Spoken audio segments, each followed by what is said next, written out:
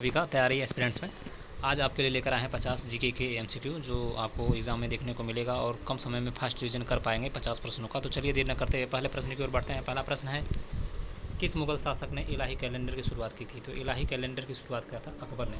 Option number इसका 20 सही हो जाएगा। अकबर ने इलाही कैलेंडर की शुरुआत करी थी। दूसरा प्रश्न है, भारत में सबसे बड़ा कोयले का खदान कौन सी है? तो झारिया। झारखंड में भारत कोयले की खान जो है वह सबसे बड़ी है झारिया। संविधान के किस अनुच्छेद में संविधान संशोधन का प्रावधान है? तो संविधान संशोधन का प्रावधान अनुच्छेद 368। किस वैज्ञानिक ने रेडियो एक्टिविटी शब्द का प्रयोग किया था? तो मैडम क्यूरी ने रेडियो एक्टिविटी शब्द का प्रयोग किए थे। मानव शरीर में सबसे बड़ी ग्रंथि कौन सी है? तो सबसे बड़ी ग्रंथि यकृत है। यह विषैले तत्वों को डिटॉक्स भी करती है। भारत में बेटी बचाओ बेटी पढ़ाओ योजना कब शुरू की गई थी? तो 2015 ईस्वी में 22 जनवरी 2015 को हरियाणा के पानीपत से इसकी शुरुआत करी गई थी, बेटी बचाओ बेटी पढ़ाओ।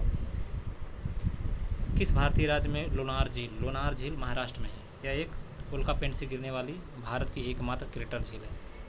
मिट्टी के डॉक्टर के नाम से कौन जाने जाते हैं? तो मिट्टी के डॉक्टर के नाम से जाने जाते हैं NS Parmar. Option number D इसका सही हो जाएगा। भारतीय कृषि में मिट्टी परीक्षण के क्षेत्र में अग्रणी माने जाते हैं NS परमार। प्रोजेक्ट टाइगर की शुरुआत हुई थी 1973 में। ऑप्शन नंबर इसका 2B सही हो जाएगा। इसका पहला आरक्षित क्षेत्र जिम कॉर्बेट था। ICAR का मुख्यालय कहाँ है? तो ICAR का मुख्यालय है नई दिल्ली में। ऑप्शन नंबर सी इसका सही। भारत का पहला महिला विश्वविद्यालय कहाँ स्थित है? तो भारत का पहला महिला विश्वविद्यालय मुंबई में स्थित है।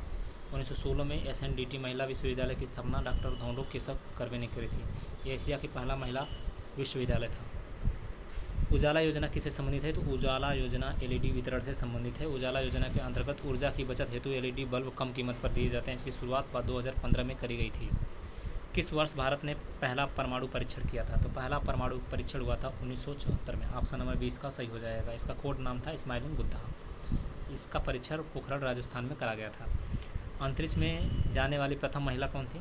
तो अंतरिक्ष में जाने वाली पहली महिला थी Valentina Tereshkova. Option number C इसका सही हो जाएगा। 1963 में वह वास्टोक 6 अंतरिक्ष यान से अंतरिक्ष में गई थी। भारत के किस राज्य को पूर्व का स्कॉटलैंड कहा जाता है? तो पूर्व का स्कॉटलैंड कहा जाता है मेघालय को। ऑप्शन नंबर सी इसका सही हो जाएगा। पेरियार जलाशय किस राज्य में है? तो केरल में है पेरियार जलाशय। यह केरल की सबसे बड़ी नदी परियोजना है। भारत के किस राज्य की सीमा सबसे अधिक देशों से लगती है? तो अरुणाचल प्रदेश की सीमा यह भूटान, चीन और म्यांमार से साझा करती है। भौगोलिक दृष्टि से यह भारत का रणनीतिक राज्य है अरुणाचल प्रदेश। कौन सी धातु द्रव अवस्था में पाई जाती है? तो द्रव अवस्था में पाई जाती है मरकरी। ऑप्शन नंबर 20 का सही हो जाएगा। मरकरी धातु द्रव अवस्था में पाई जाती है। इसका उपयोग थर्मामीटर में किया जाता है। सती प्रथा को समाप्त करने का श्रेय किसे जाता है? तो सती प्रथा को समाप्त करने का श्रेय जाता है राजा राम मोहन राय को। ऑप्शन नंबर 20 का सही हो जाएगा। नाबार्ड का मुख्य कार्य क्या है? तो नाबार्ड का मुख्य कार्य है ग्रामीण वित्तीय सहायता प्रदान करना, ग्रामीण वित्तीय विकास। नाबार्ड नंदन नीलेकणी किस परियोजना से जुड़े हुए हैं? तो आधार कार्ड से जुड़े हुए हैं। वे UIDAI के पहले अध्यक्ष थे नंदन नीलेकणी।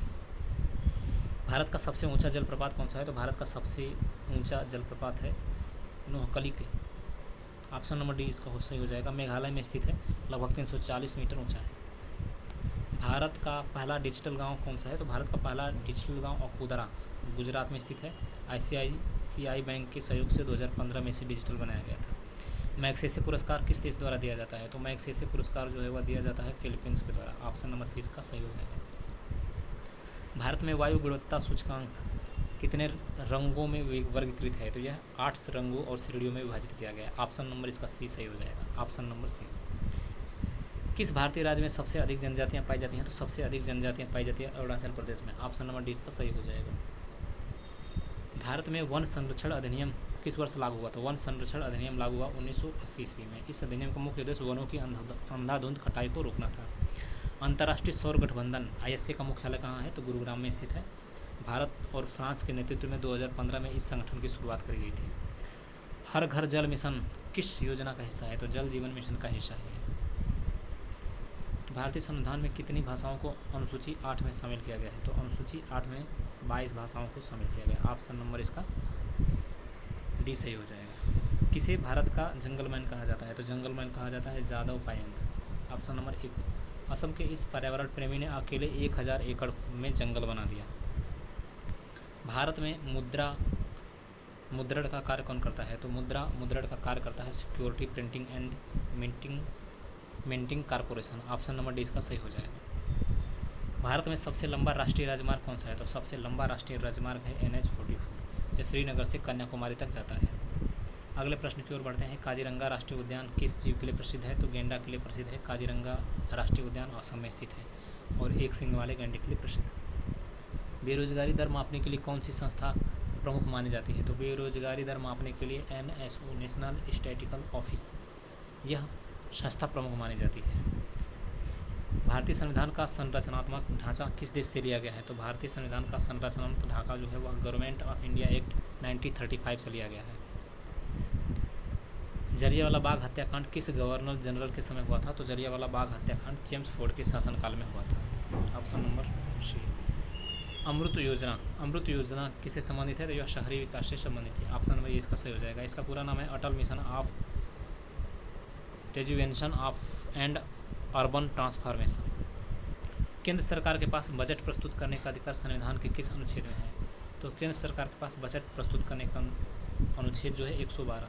इसे वार्षिक वित्तीय विवरण भी कहा जाता है। राष्ट्रीय विकास परिषद की अध्यक्षता कौन करता है? तो प्रधानमंत्री करते हैं। राष्ट्रीय विकास परिषद की अध्यक्षता होलकर स्टेडियम किस शहर में स्थित है? तो होलकर स्टेडियम जो है वह इंदौर में स्थित है। ऑप्शन नंबर सी इसका सही हो जाएगा। इंदौर में होलकर स्टेडियम। भारत के संविधान में मूल अधिकारों की संख्या कितनी है? तो 6 मूल अधिकार है। ऑप्शन नंबर इसका ए सही हो जाएगा। भारत के संविधान में मूल अधिकारों की कुल कितनी धाराएं हैं? तो 6 धाराएं हैं और मूल अधिकार हैं मूल कर्तव्य 10 और मूल अधिकार जो है वह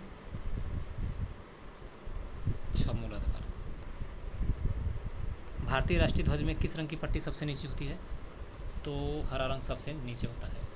केसरिया, सफ़ेद और हरा। हरा रंग समृद्धि और हरियाली का प्रतीक है। जनगणना भारत में कितने वर्षों में एक बार होती है? तो जनगणना भारत में 10 साल में एक बार किया जाता है। वह भारत सरकार के गृह मंत्रालय के अंतर्गत आता है भारतीय जनगणना। ऑप्शन नंबर पहले जनगणना 1872 में हुई थी। किस ग्रह को लाल ग्रह के नाम से जाना जाता है? रेड प्लैनेट मंगल ग्रह को नाम जाना जाता है। मार्स। PM वाणी योजना किससे संबंधित है? तो PM वाणी योजना सार्वजनिक वाईफाई से रिलेटेड है। इसका उद्देश्य भारत में मुफ्त हाई स्पीड इंटरनेट उपलब्ध कराना है। विश्व एड्स दिवस कब मनाया जाता है? तो एड्स दिवस मनाया जाता है 1 दिसंबर को। इसका उद्देश्य HIV एड्स के प्रति जागरूकता फैलाना है। शुरुआत हुई थी 1988 से। भारत में राष्ट्रीय मतदाता दिवस कब मनाया जाता है? तो 25 जनवरी को राष्ट्रीय मतदाता दिवस मनाया जाता है। इसकी शुरुआत 1950 को चुनाव आयोग की स्थापना के समय हुई थी। ब्लू इकोनॉमी का क्या अर्थ है? तो जल आधारित अर्थव्यवस्था। Option number B blue economy. 50वां प्रश्न है, अंतिम प्रश्न। राष्ट्रीय डिजिटल स्वास्थ्य मिशन किसके अधीन शुरू किया गया था? तो यह स्वास्थ्य मंत्रालय के अंतर्गत आता है। यह मिशन प्रत्येक नागरिक को यूनिक हेल्थ ID प्रदान करता है। इसकी शुरुआत 15 अगस्त 2020 को हुई थी। तो ये रहे जीके से रिलेटेड 50 प्रश्न जो आपको कम समय में फास्ट रिवीजन करने को मिला। आपको वीडियो अच्छा लगा तो लाइक करें, कमेंट करें और चैनल को जरूर से जरूर सब्सक्राइब करें। धन्यवाद।